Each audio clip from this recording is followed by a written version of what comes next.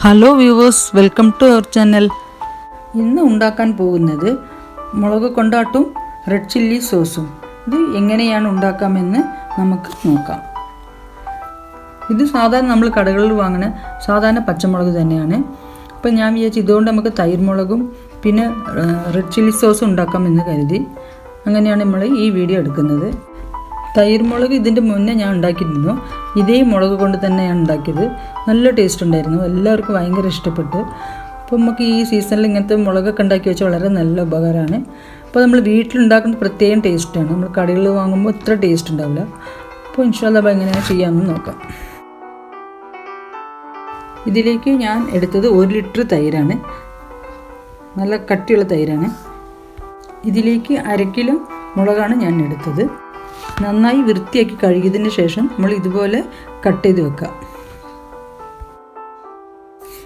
അതിനുശേഷം അതിലേക്ക് നമുക്ക് ആവശ്യത്തിനുള്ള ഉപ്പിട്ട് നമുക്ക് എടുത്തു വെച്ച തൈര് അതിലേക്ക് ഒഴിച്ച് നന്നായിട്ട് മിക്സ് ചെയ്യാം. നന്നായി മിക്സ് ആയതിന് ശേഷം നമ്മൾ 2 ദിവസം ഫ്രിഡ്ജിൽ വെക്കുന്നത് നല്ലതാണ്. അപ്പോൾ നല്ല ഉപ്പൊക്കെ അതിൽ നന്നായി പിടിക്കും.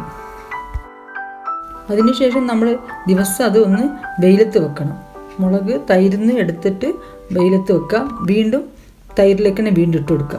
അങ്ങനെ ആ തൈര് നമ്മളെടുത്ത തൈര് ഫുള്ളും കറക്റ്റ് മുളകിനോട് സെറ്റ് ആവണ വരെ നമ്മൾ ദിവസം അത് ചെയ്യാം.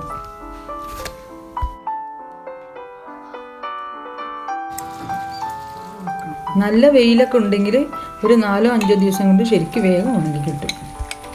അങ്ങനെ നമ്മുടെ തൈര് മുളക് നന്നായിട്ട് ഉണങ്ങി വന്നിട്ടുണ്ട്. ഇനി ഇത് നമുക്ക് ഒരു ലോ ഫ്ലെയിമിലിട്ട് പൊരിച്ചെടുക്കാം. ഈ മുളക് നന്നായിട്ട് വെളിച്ചെണ്ണയിൽ പൊരിച്ചെടുത്താൽ നല്ല ടേസ്റ്റാണ്.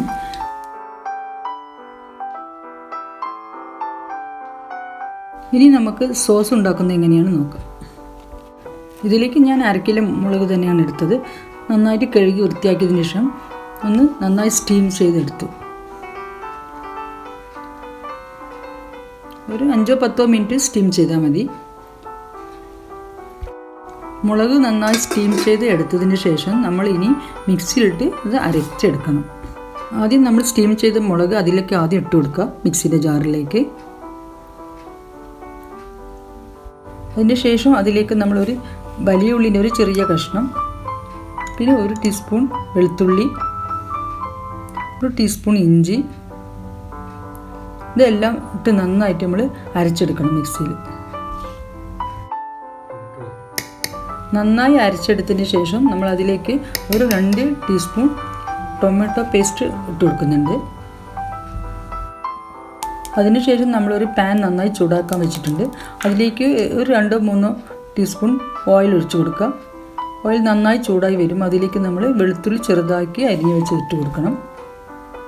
അതിനുശേഷം കുറച്ച് ഇഞ്ചി, രണ്ടും നല്ല ചുവന്ന് വരുന്ന സമയത്ത് നമുക്ക് നമ്മൾ നേരത്തെ അരച്ച് വെച്ച് മുളകിൻ്റെ പേസ്റ്റ് അതിലിട്ട് കൊടുത്ത് നന്നായിട്ട് മിക്സ് ചെയ്യാം.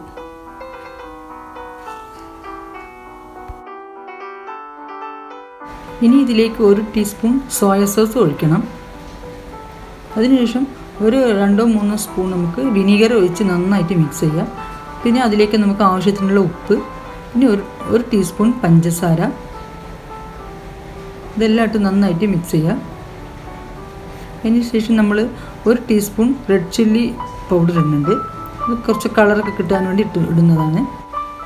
ഇപ്പോൾ നമ്മുടെ സോസ് റെഡി ആയിട്ടുണ്ട്. ഇത് ഫ്രിഡ്ജിൽ വെക്കുകയാണെങ്കിൽ നമുക്ക് കൂടുതൽ സമയം ഉപയോഗിക്കാൻ പറ്റും. ഈ സോസ് നമ്മൾ ഉണ്ടാക്കുന്ന കറികളിലൊക്കെ നല്ല ഉപയോഗിക്കാൻ പറ്റും. ബീഫ് കറി, അതേപോലെ ഗ്രേവി ആയിട്ട് ഉണ്ടാക്കുന്ന ഐറ്റംസിലൊക്കെ നമുക്ക് നല്ല യൂസ് ആവുന്നത്. ഈ 2 വീഡിയോ നിങ്ങളെല്ലാവർക്കും ഇഷ്ടമായിട്ടുണ്ടാവുമെന്ന് കരുതുന്നു. നിങ്ങളെല്ലാവരും ഇഷ്ടമായിട്ടുണ്ടെങ്കിൽ ലൈക്ക് ചെയ്യുക, ഷെയർ ചെയ്യുക, സബ്സ്ക്രൈബ് ചെയ്യുക. നിങ്ങളെല്ലാവരും സേഫായിരിക്കുന്നു എന്ന് കരുതുന്നു. ഇൻഷാ അല്ലാഹ് ഇനി വീണ്ടും നല്ല വീഡിയോ ആയിട്ട് കാണാം.